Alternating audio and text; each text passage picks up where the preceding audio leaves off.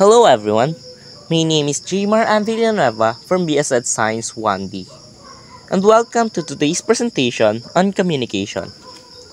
We're going to explore the fundamental components of effective communication using an insightful infographic. Understanding these basics will help you improve how you convey and interpret messages, both personally and professionally. Let's start with the sender. The sender is the individual or entity that initiates the communication process. They are responsible for encoding the message, which means translating their thoughts and ideas into a form that can be sent. This could be through spoken words, written text, or even nonverbal signals like body language. For instance, imagine you're sending an email to your team. You as the sender need to clearly articulate your thoughts and structure the email in a way that is easily understandable. This involves choosing the right words, tone, and format. Moving on to the message. The message is the core of communication. It's essentially the information or ideas that the sender wants to convey. Crafting a clear and concise message is crucial for effective communication. Let's say you're presenting a new project idea to your colleagues. Your message should include the project goals, benefits, and your plan for implementation. The clarity of this message will determine how well your colleagues understand and engage with your idea. Next is transmission. This refers to how the message is delivered to the receiver.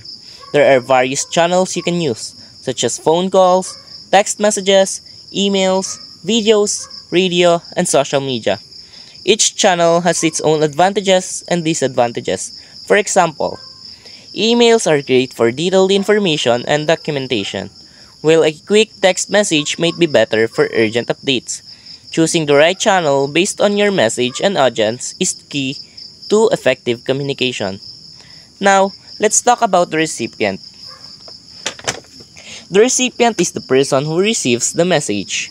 Their role is to decode or interpret the message that has been sent. This involves understanding the content based on their own experiences, knowledge, and context.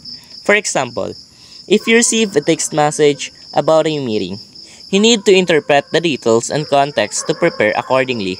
The effectiveness of this process depends on how clearly the sender has communicated and how well the recipient understands the message. Closely related is the receiver. The receiver actively engages with the message by interpreting it and considering the sender's intent. This means not just decoding the message but also understanding its implications and relevance. For instance, during a team meeting, a receiver must not only grasp the content of what is being said but also understand the underlying objectives and the speaker's perspective. Finally, we have feedback. Feedback is the response or reaction of the receivers to their sender's message. It's crucial because it lets the sender know whether their message was understood as intended or if there are any issues. For example, after sending an email, you might receive feedback in the form of questions or confirmations. These feedbacks help you access whether your message was clear and if further clarification is needed. And there are challenges in communication. Effective communication can be challenging. Misunderstanding can arise due to ambiguous messages, noise in the communication channel, or different interpretations by the recipient. To overcome these challenges, it's important to ensure clarity in your message. Choose the appropriate channel and actively seek and provide feedback. For example, if you notice that your message was misunderstood, provide additional context or clarification to resolve any confusion. Understanding these components can greatly enhance your communication skills. Here are some practical tips. Number 1. For sender, think carefully about how you phrase your message. Be as clear and concise as possible. For message, structure your message logically. Make sure it includes all necessary information and is free from jargon if your audience isn't familiar with it. Transmission. Choose the most effective channel based on the urgency and complexity of your message. Recipient. Consider the recipient's perspective and how they might interpret your message. Receiver. Pay attention to the feedback you receive and be open to adjusting your message as needed. By applying these tips, you can improve your communication effectiveness in various contexts, from professional emails to by applying these tips, you can improve your communication effectiveness in various contexts, from professional emails to personal conversations. Now let's explore some real-world examples to better understand the application of communication principles. Example number 1 is corporate setting. A project manager drafts a detailed project report and sends it to their team via email. The team members review the report and provide feedback during a follow-up meeting. This feedback might include suggestions for improvements and concerns about project timelines. The project manager uses this feedback to adjust the project plan, address concerns, and communicate updates to the team. This iterative process helps ensure the project stays aligned with team expectations and goals. Example number 2, customer service. A customer contacts a company with a question about a product through social media.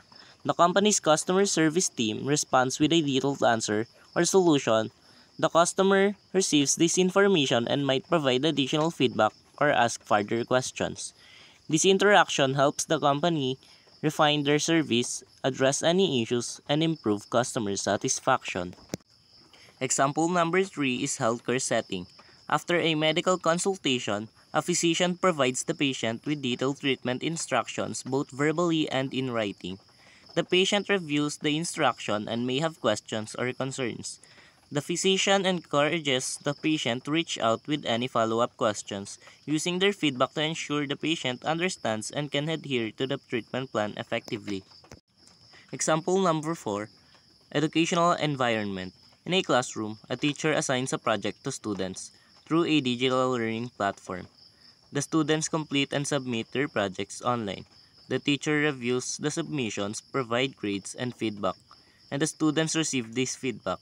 This feedback highlights strengths and areas for improvement, helping students enhance their learning and performance in future assignments. Example number 5, team collaboration. In a remote work environment, a team leader uses a project management tool to share a task list and deadlines with team members. The team members review the task, update their progress, and communicate any issues or delays. The team leader reviews these updates, provides additional guidance, and adjusts deadlines if necessary. This continuous exchange of information ensures that the team stays on track and collaborates effectively to achieve their goals. In conclusion, effective communication is pivotal on both personal and professional settings. Mastering the communication process involves understanding and refining each key component. The sender. It is crucial to be clear, precise, and intentional when crafting your message to avoid misunderstandings. The sender's role is to ensure that the message is well structured and purposeful. The message. Ensure your message is not only clear but also relevant and tailored to the recipient's needs. Avoid jargon and complexity unless it's appropriate for the audience. Transmission.